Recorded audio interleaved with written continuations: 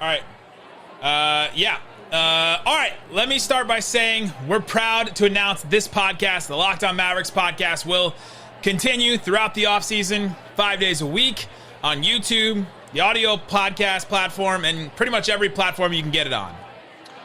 We're really proud to be here today, and I mean, we flew all the way to Slovenia to make this announcement. We actually blew our entire travel budget on this trip, and that's honestly the reason why we didn't do the Mavs Academy Awards this year. So I think at this point, it's time to open up for questions. Yeah, you over here. Okay, would you trade Maxi Kleba, a first-round pick, and the naming rights to your first child for Lauri Markkanen? I'll tell you what I told my doctor during my last prostate exam. At a certain point, you've just gone too far. Yeah, okay, over here. Yeah, will Goran Dragic ever become a Maverick? So have you ever heard the phrase, I'm here for a good time, but not a long time? Well, in this case, we're just going to be here for a long time. Yeah, over here. Yeah, so I know Luka signed a 5-year deal, but when should we expect him to request a trade? A couple of years ago, I coined the phrase Mavsichism. It describes a masochistic Mavericks fan, and that's you if you're asking that question today. Yeah, over here. Yeah, was there a sale on plain white shirts or something? Well, I think the white thing is just a bit at this point. Mark, is that? Wait, Mark? Okay, yeah. Mark. It's Mark. All right, last one, way in the back. Okay. But should the Mavericks try and acquire Dennis Smith Jr.? No more questions. It's the Locked On Podcast Network, your team every day. I'm Luka Doncic, and this is Locked On Mavericks podcast. The Dallas Mavericks are NBA champions. Bang! Bang! It's good! And the Mavericks have won the game! If you don't believe, you shouldn't be here. And welcome. You are locked on to the Dallas Mavericks. My name is Nick Angstadt, media member and coordinator for the Locked On Podcast Network. And joining me, as always, my co-host, contributor at Mavs.com, the jet lag jerk, the one more thinking. What you got for me, Isaac Harris? I think we're recording this at the lake. So we're hanging out at the lake. It was an incredible 12 minutes. After the presser. Now we get to kind of chill, soak in this Locked On Mavs, special Locked On Mavs episode from Slovenia. Absolutely great. If you're listening on the podcast, that cold open probably made no sense to you. But I encourage everyone to just go and watch the first 5 minutes or so of the YouTube episode. It will all make sense in due time. On today's show, we're going to get into, obviously, Luka's press conference in Slovenia with all the entire brass, which is apparently a military term, by the way. Shout out to one of our commenters that told us that that's where brass comes from. So the entire brass was there. They had questions from Slovenia media, from European media, from American media, all over the place, from Zoom and all that. So we'll talk about that. Cuban made quite an interesting comment that is getting some traction now. The Mavericks have improved considerably in free agency. We will talk about the definition of the word considerably and talk about what that means. And then we got to get into Lauri Markkanen. There's more stuff that came out from Marc Stein, from Jake Fischer. Great reports that are coming out about the Mavericks just hovering around this whole situation, trying to get it figured out. And the Dragic situation, I guess there's a little bit of an addendum in that one as well. So my guy was at the presser. We'll get into that. We'll get into all that. But first, I want to explain why we're wearing white shirts for anybody that is watching that didn't necessarily watch the presser. By the way, it's on the Dallas Mavericks YouTube channel, so if you want to go watch that, you can. But look at our boys. Look at our boys here. We're sharing the picture on YouTube. You can go look at the picture on the Dallas Mavs Twitter and Instagram and all that. Luka and Dirk were matching. The only people without like a blazer, a team polo, a team like a quarter zip pullover that the women love, and then a Mavs like t-shirt. Like Luka and Dirk both wearing the white button-up shirts. Incredible. They shot us a text this morning. We were leaving the hotel, and this SUV just picked us up, and we were on the way to the presser, and like, hey, make sure you stop and get out your white button up. So I just want to give a shout out to Jason Kidd. Kidd showing versatility with the outfits. His introductory press conference went glasses, suit, everything. Full suit. Full suit. And for this presser, he pulled off the Scott with Brian quarter zip, and it looks great. It looks great. Casey Smith there too. I appreciate we made the same joke on that one. It was great. Mark, do we have a nicer outfit to wear this scenario? But Mark Cuban does what Mark Cuban does no matter where he is in what setting, except for Shark Tank. Shark Tank can somehow get him to wear a sport jacket or whatever. It was great. So the presser in general, it was so fun at the beginning because it was lighthearted. Scott Tomlin, friend of ours, friend of the pod, who's been on the pod, goes by Scooter.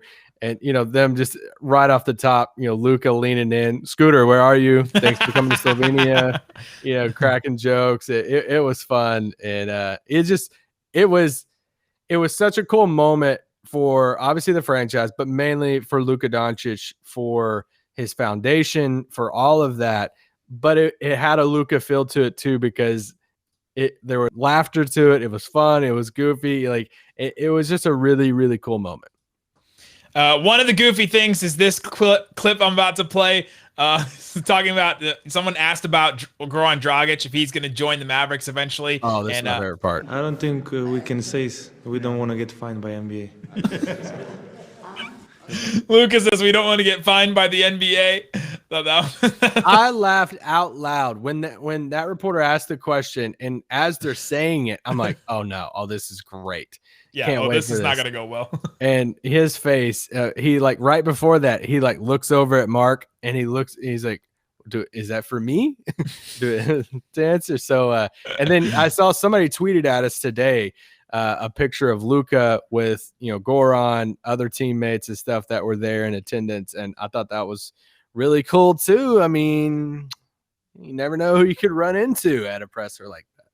They're allowed to talk now. Teams and players are allowed to talk now. So he's allowed to be there. Couple Mavs. There's a bunch of other stuff. Do we want to anything else before we get into Cuban's comment about free agency? Oh, I want to talk about the translator had some great comedic timing and great comedic chops, because there's a question asked about where would you take everybody there if you could show them all of Slovenia and show them the great places, and he was like, Luka explained a couple of things, and he was speaking in Slovenia, he was speaking through a translator, and the translator said, yeah, he would take them to the lake where they spent an incredible 12 minutes,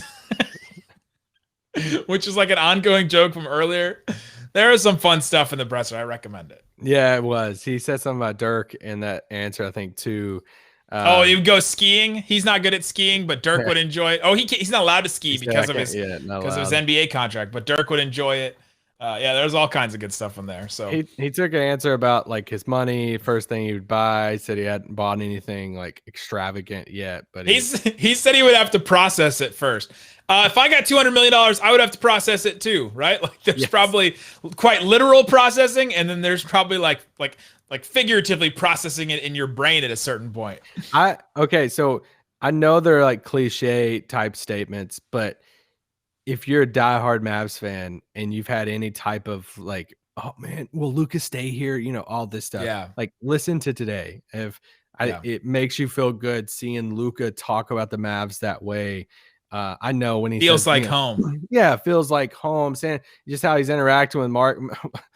Mark trying to speak Slovenia at the top was funny, but Luka's interactions with him, Dirk, it genuinely felt like it meant a lot to him that they all came and they all put this on and this presser and all of this. So it seemed like that meant a lot to Luka. I think this is a different thing that I think us as Americans don't necessarily understand, but it is a gesture to go and to leave the United States and go visit someone's country, especially a country like Slovenia. That's not a huge tourist destination or anything like that.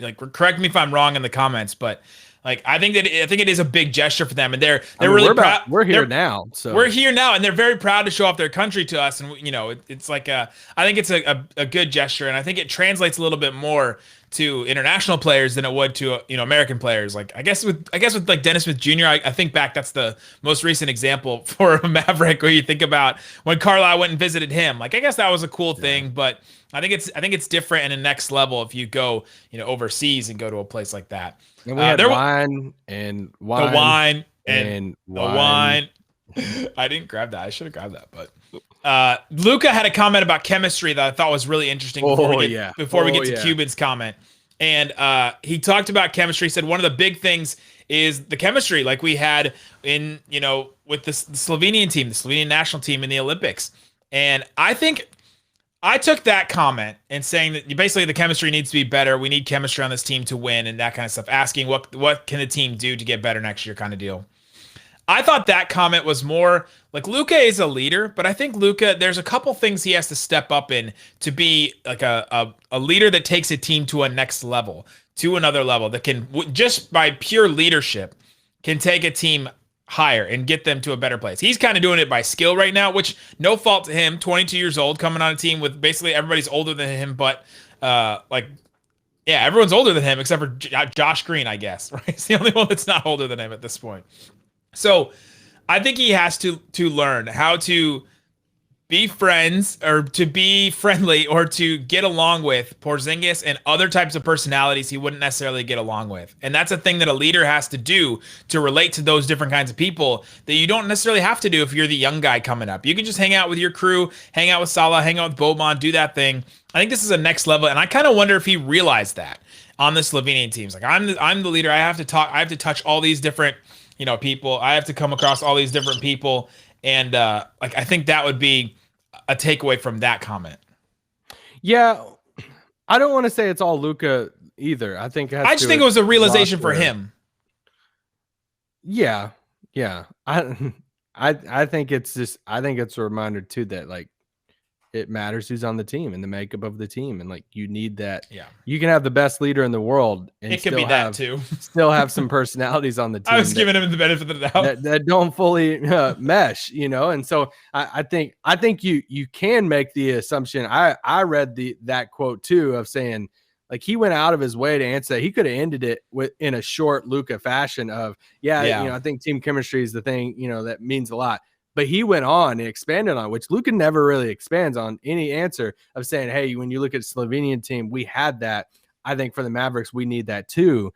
And I don't think there's any, I'm sure somebody could read it a different way, but I read that quote completely of like, we didn't really have that last year and we need that now. And for sure, whatever the reason behind that is, I thought it was very notable that he said that. Yeah, it's notable. And it either means that Luka, have to step up a little bit or changes need to be made to make it better. Changes from other people or changes in personnel. So there's a couple different ways you can read into that, but I thought it was notable. Coming up, we'll get into Mark Cuban's comment about the Mavericks improving considerably in free agency. We'll talk about that, and then we'll get into the Lauri Markkanen stuff. But before we do, wouldn't it be great if there was a pocket-sized guide that helped you sleep, focus, act, and be better? Yes. If you have 10 minutes, Headspace can change your life. Headspace is a daily dose of mindfulness in the form of guided meditations in an easy-to-use app. Headspace is one of the only meditation apps advancing the field of mindfulness through meditation, clinically validated research. So whatever the situation, Headspace can really help you feel better. If you're overwhelmed, I was definitely feeling overwhelmed a little bit earlier today. They have 3-minute SOS meditation. Isaac had 7 meetings today at work. He was feeling overwhelmed. After one of those meetings, or after all of those meetings, 3 minutes SOS meditation for you on the Headspace app. Go use it right now. You deserve to feel better, and Headspace has meditation made simple. Go to headspace.com/LockedOnNBA. That's headspace.com/LockedOnNBA, all one word. Headspace.com/LockedOnNBA for 1 month free trial with access to Headspace's full library of meditations for every situation. This is the best deal offer right now. Headspace.com/LockedOnNBA today. And also want to tell you about Built Bar. Built Bar is a protein bar that tastes like a candy bar. It's delicious.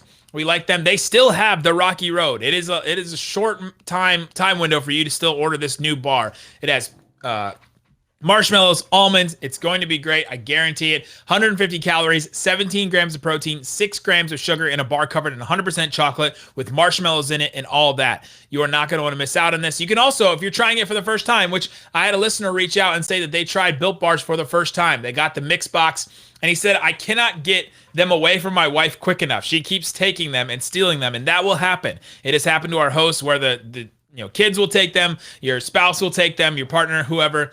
we'll take them away from you quicker than you can actually get to them. Go to BuiltBar.com. Use the promo code LOCKED15 to get 15% off your first and next order at BuiltBar.com. All right, Isaac Harris, let's talk about Mark. Any other things about Luka's comments on chemistry or any other press conference things before we get into this Cuban comment? No. I mean, I thought it was cool seeing Bill Duffy talk about like early days of starting a relationship with him and, the agent next to him. I'm not even going to try to say his name. Yeah, you don't often see the agent at these things, these introductory things, at least on the podium. I thought that was interesting that they had him up there. Yeah, but him just talking about that, starting that relationship back at Real Madrid at a young age, and the Santa Barbara days, and to now, I can't imagine like that type of feeling too. You knew he's gonna be great, but seeing that progression over the past, 6 years at this point, 7 years, however long that's been. So yeah, must be cool. Anyway, all right, let's play the quote, the clip. Mark Cuban asked about free agency and what he thought about the team. Hi, Matej Hrastar, Radio Slovenia.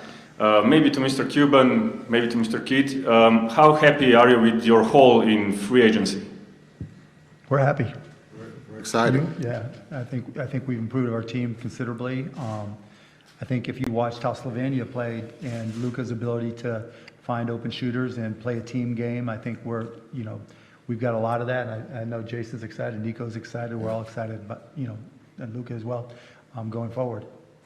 On YouTube, I couldn't boost the volume anymore, so sorry about the volume on that one. But he says, we've improved the team considerably through free agency. He's happy with the haul. He's happy with how it turned out. What were your first initial reactions to this comment?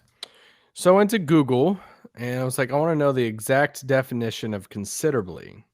And it says the Google definition says by a notably large amount or a notably large extent, greatly. I don't think I fully agree. I think they improved. on the margins. I don't think I don't think it was we've said this, but it's like, this isn't like new news. We've been saying this at this point, Reggie Bullock, Sterling Brown, good additions, even like Moses Brown, if you want to, like good additions, you got better. I think that's very clear to say you got better. I just think it's using baseball. You hit a single compared to hitting a triple or a home run. The difficult thing about free agency, especially, if you're an owner, he's going to say they improved all that stuff. He doesn't want to make Reggie Bullock and Sterling Brown feel bad that they came in and all of a sudden he's like, yeah, we didn't get any better. We may have gotten worse, actually. He's not going to say anything like that, obviously. But I think that you can't look at free agency and say, okay, well, we got Tim and we got Bullock and we got Sterling Brown. No, you had Tim and you could have lost Tim. So you didn't get measurably worse if you had lost Tim and missed on Kyle Lowry, missed on Dragic and all this kind of stuff. You didn't get worse. I'm not sure about considerably better. I've been saying 10%. I think I'm going to hold on to that number. I think the Mavericks got 10% better. Now, at this moment. At this moment, at this point, after just getting Bullock and Brown and bringing back Tim Hardaway Jr. and Boban and Luka with the extension and all that. Now, in the aggregate, considering what they went through last year, I think they're considering Kristaps Porzingis' offseason as an addition to this team, right? Like, I literally think that they're considering that. And so if you consider that, and then you also add, you're not going to have COVID like you did last year, right? Then, yes, you got considerably better. Yes. If you consider all those factors. But for fans and for us as media looking at this team, they did not get considerably better on paper. No. I took the question. I could have heard it wrong. I took the question just strictly free agency. And if the question, I think they're considering. I think he's considering all that. Yeah, well, I think if how do you feel about the team going into next season? I think then I could hear the argument like, I think we'll be considerably better. And for all the reasons that you stated. But if the question was just focused on how do you feel about the free agency, I don't know if just those additions, which they're good additions. I want to say that I'm happy for them. Yeah. I wouldn't say that they, it's a large, like great, considerably. Yes. What's the country of origin, please? Can you use it in a sentence?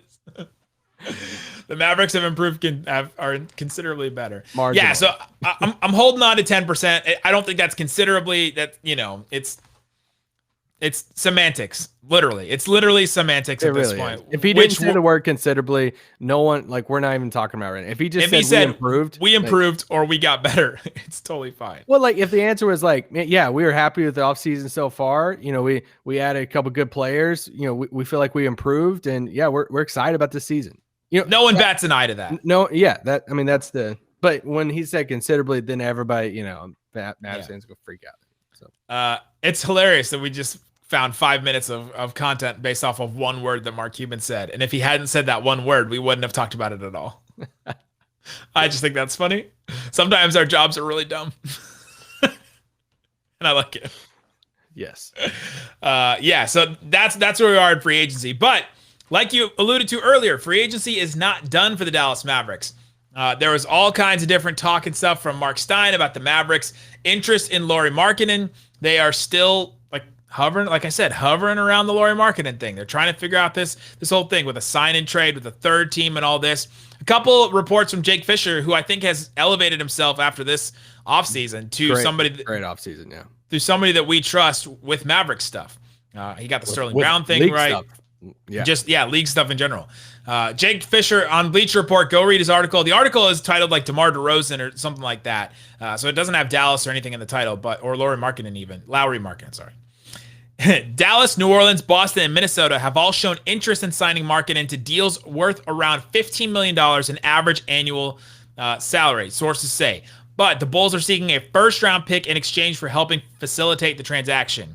Additionally, Chicago are requiring Markkanen's new team to find a third trade partner to take on the outgoing salary needed to create space for Markkanen's contract. Chicago is playing, this is from a capologist from a different team. Quote, Chicago is playing this masterfully from no other perspective than a contract management standpoint. It won't do any favors relationship-wise, but they're bleeding this market based on their tax situation, and nobody else can offer him any money of any kind without them. And then Jake Fischer goes on to say perhaps Dragic and Markkanen will both end up as Mavericks at long last. A lot of different things in there that we can get into. The first one, I think, is that the $15 million average annual value. We were trying to figure out, okay, what's Markkanen going to make? If they do a sign and trade, I guess it's got to be 3 years. The Mavericks, according to Marc Stein, want to just do the $11 million, which is the traded player exception, or Dwight Powell's contract, something else. But if they do Dwight Powell's contract and Willie, they can get to that $15 million. They can, yeah. Well, okay, let's do the Stein route so first. Much stuff. Yeah, let's do the Stein route first. If they do the traded player exception, that has to be the sign and trade into that exception. Then you're looking at, a draft pick because Bulls don't want, players salary coming back. So if that's the case, then it has to be 3 years. So then you're looking at, the highest you can go in that exception is like 10.5 basically, because it's like 10.6, whatever. So you're looking at like a 3 for 30 type of deal. It has to be 3 years. If you're Markkanen, do you want to commit to 3 years at just making $10 million a year? Would you prefer not as low as what Schroeder just did in Boston, but like, would you prefer hey, let me prove it type deal? Then I can make more money. So they can do a partially guaranteed in the last 2 years, though. They could do some finagling. I think they can do this where they guarantee the first year, second year and third year are not guaranteed. So then they waive that. They're up for some of that money, however much is guaranteed. But then he can go make more somewhere else and do a solid for him. Yeah, or you could try to do a player option, which correct me if I'm wrong on that. Could you do a player option on that third year to where he's just locked in for 2 years at that point? But something else to think. Sure you can do it. If you're Markkanen and you really think you can make more money in a year or so, his qualifying offer is $9 million. So like there's a world too where you're like, all right, I'll just play on the qualifying offer for 9. But if you play on that in Chicago coming off the bench, are you going to prove to teams that you're worth more money in unrestricted free agency next year? So I would, if I was him, I'd rather go to a situation where I'm going to play and play with the playmaker who's going to get me the ball, open some shots, and so he can pick up that quality. So coming up, let's talk about the different machinations of this kind of deal, how they can get Markkanen. And I'm all kinds. I'm full of all kinds of origin on that. I've used all kinds of words. Slovenian. I've used all kinds of words today. So we're gonna get into that. We'll get into some of the other reports about Markkanen and Dragic. We'll get into if the Mavericks get Markkanen, then what? What do they do next? We'll talk about that coming up. But before we do, got to tell you about BetOnline. BetOnline is the fastest and easiest way to put down some money, to bet, to gamble, to whatever word you want to use. We're a walking thesaurus today on sports. Go find whatever game you're interested in. There are Rangers games every single day. If you are a long-suffering Texas Rangers fan right now, they are a 1.5-point underdog to the Mariners on Wednesday. So if you're interested in that game, you can go put some money down on it. They have some basketball things coming up, basketball futures. They have some FIBA. If some European listeners are interested in that, I'm not sure you can do bet online overseas. You might as well try it. Go to betonline.ag, use the promo code LOCKEDON, get a 50% welcome bonus with your first deposit. BetOnline, your online sportsbook experts. All right, Isaac Harris, let's talk about Lauri Markkanen. We're still getting into all the reports that came out. There's a lot of reports. That was encouraging to me that something is happening. It's moving. There's people talking, right? If reporters are talking, then people are talking behind the scenes. A couple of machinations of a trade that could happen. So he could pick up that qualifying offer. It's like 9 point something. He could pick up the qualifying offer and be traded just as that. He'd be an expiring deal. He'd be an unrestricted free agent. He could do that. What he can't do is sign a $15 million deal with the Bulls and then get traded over like that with a 1-year deal. He can't do that. He'd have to wait until after the December or whatever date. I guess it would be January date now. It has to be like 3 months after you sign the contract you can get traded. So if he was going to do a sign and trade, like we've been saying earlier, it'd have to be 3 years. That's why you can't do a sign and trade for 1 year. It just is not in the CBA, the rules that you can do that. Yeah, so if they don't do the TPE route, traded player exception, to where you just go straight into that, which for me, that's ideal. If you can convince Markkanen to come here at that number, around $11 million, let's do it, because then you still have the flexibility to go out and make another trade, like the Dragic trade. Then you could go out and go to Toronto and say, all right, let's talk about Dwight Powell and the other pieces to that. So I think that's the best route. If you go what Jake Fischer was talking about, of saying, all right, if it has to be around the 15 mark, then you're looking around the league saying, well, who's going to take Dwight Powell? And then do you have to offload assets to? So the natural team of this is OKC. It's like, would you call OKC and say, what would it take for you to take Dwight Powell? Sam Presti says, a first.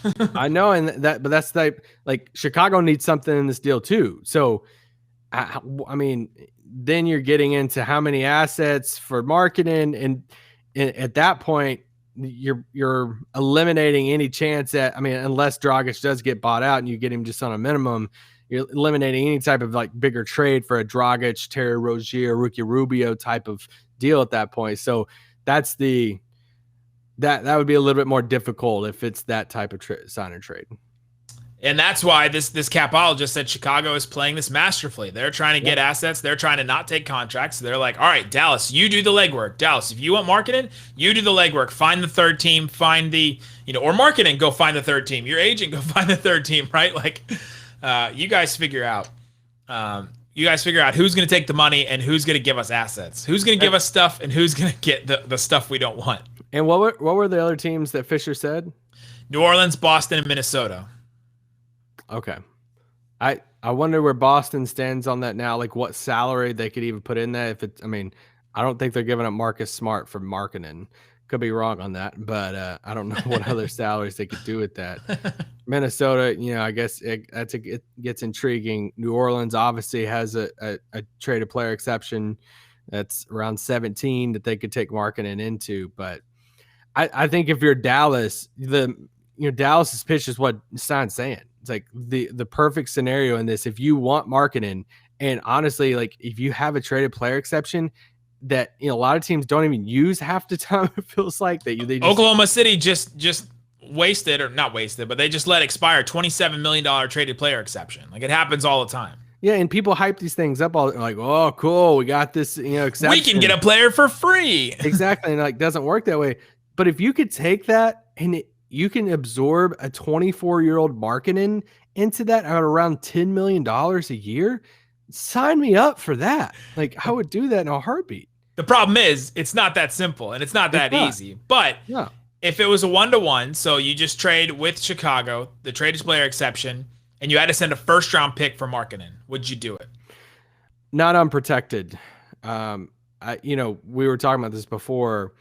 They have that pick in 2023 going to New York. So then you look at the 2025 pick and you say, all right, What if we'll send you the lottery protected 2025, first rounder from Dallas for Lauri Markkanen. And I think that's where it gets a little intriguing. You're looking at year 3 of Luka's extension. So, you're hoping that and expecting that pick will probably be in the, somewhere in the 20s, 22 on down. And I would do it. I mean, honestly, I would. And I get the reason. I'm on the fence a little bit, but I lean towards I would do it. But you make a good case, too, of why you don't do that.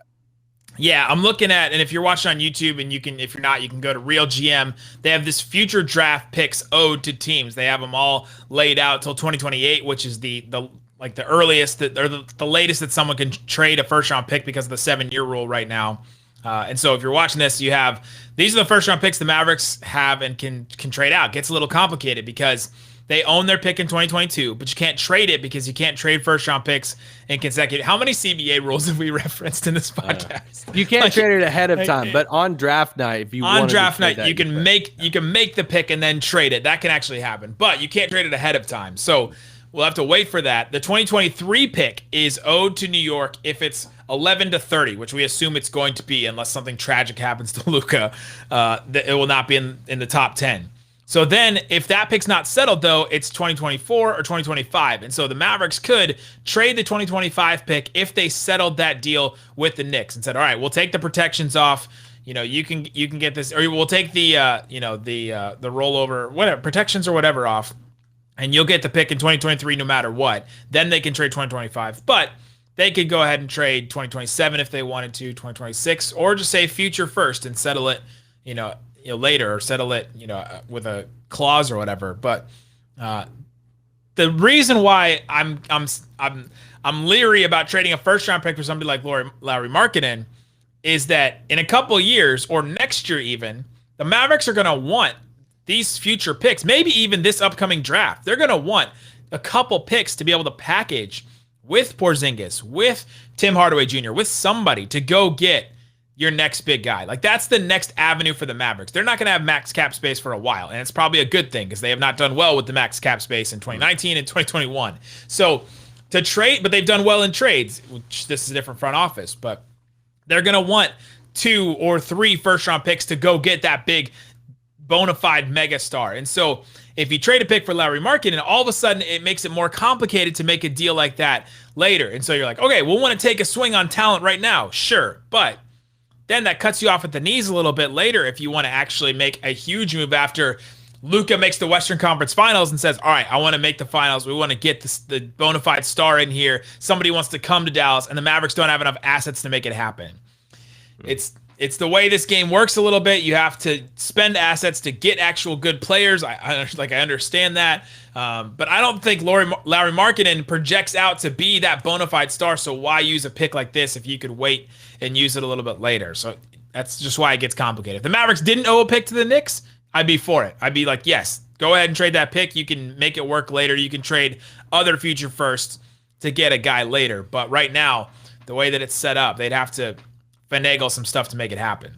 Yeah, I think the only thing I'd say to it is, every year that moves on is another year that you can include another future first. It goes 7 years out. So, you go into next year, then you're looking at further picks down the line. I think I would get more uncomfortable with it if it's like, hey, we'll give you a lottery protected pick the furthest out that we could go. And now you're past the Luka extension, and okay, we're going to stay positive on the Luka extension. The Luka extension, though, you're going to need these picks to trade for guys once you get closer to the end of the Luka extension, because then if the Mavericks haven't made a big enough move yet, he might leave, right? Like, players have left after that first deal a lot. Like, there's been a bunch of players that have left after that deal. That is not something that is unprecedented at this point. There have been max players that have left a lot, and a lot can happen in 4 to 5 years. So, that's why I'm leery about trading for Lauri Markkanen and trading a first round pick for him. But it seems like that's what it's going to take at this point.